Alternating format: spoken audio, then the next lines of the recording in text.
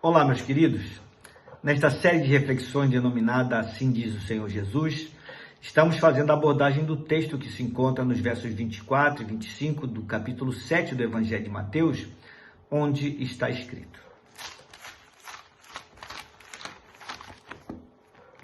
Quem ouve minhas palavras e as pratica é tão sábio como a pessoa que constrói sua casa sobre uma rocha firme. Quando vierem as chuvas e as inundações e os ventos castigarem a casa, ela não cairá, pois foi construída sobre rocha firme. Meu querido, minha querida, segundo bem afirmou o Senhor Jesus, sábio é todo aquele que constrói a sua vida, ou seja, a sua casa espiritual, sobre fundamentos sólidos. E o segundo fundamento que ele propõe é o da capacidade de quebrantamento. No capítulo 5, no verso 4 deste mesmo Evangelho de Mateus, lemos as palavras que ele proferiu a este respeito e que são, abro aspas, felizes os que choram, pois serão consolados, fecho aspas. Na reflexão de ontem, eu sugeri algumas perguntas que não podem calar nas nossas almas. E quero repeti-las no dia de hoje, e são as seguintes. Será que nós não estamos nos tornando duros de coração e reagindo friamente diante de situações tão tristes e perturbadoras que ocorrem à nossa volta? Será que nós não estamos desenvolvendo o triste pensamento de que as tragédias dos outros não dizem respeito a nós também?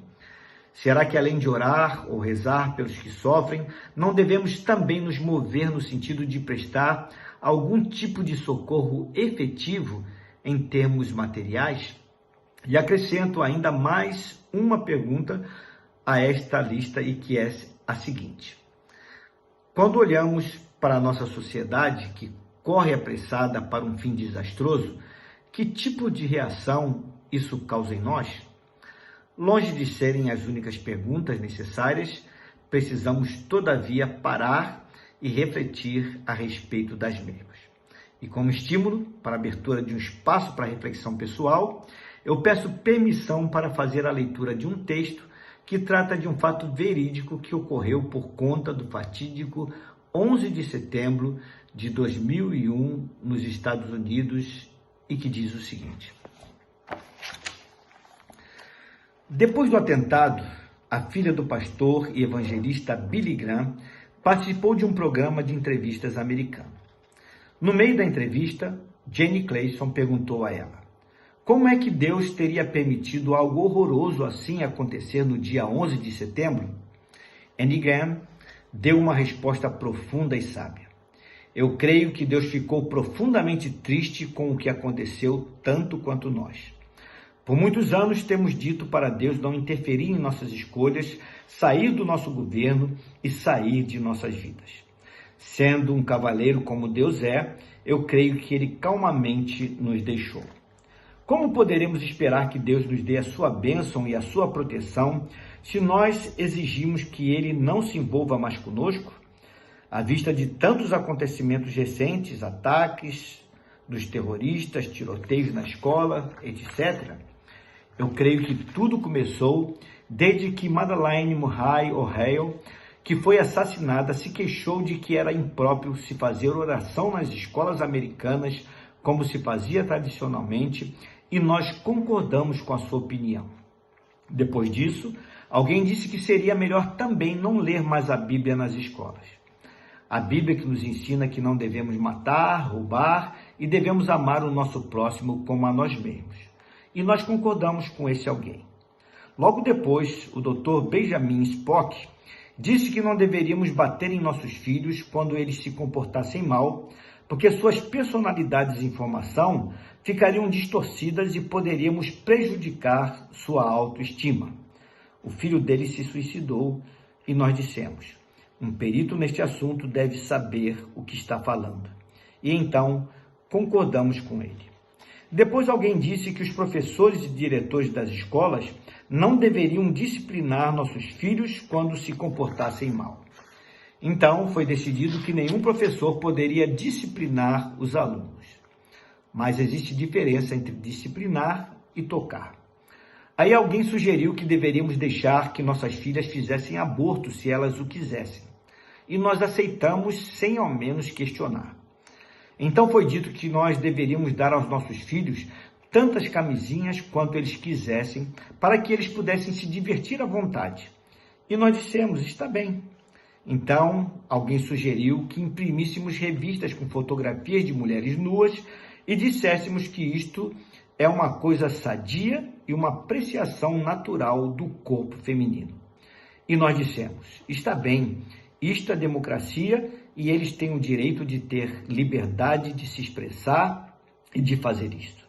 Depois, outra pessoa levou isso um passo mais adiante e publicou fotos de crianças nuas e foi mais além ainda, colocando-as à disposição da internet. Agora, nós estamos nos perguntando por que nossos filhos não têm consciência e por que não sabem distinguir o bem e o mal, o certo e o errado. Por que não lhes incomoda matar pessoas estranhas ou seus próprios colegas de classe ou a si próprios? Provavelmente, se nós analisarmos seriamente, iremos facilmente compreender. Nós colhemos só aquilo que semeamos. Meu querido, minha querida.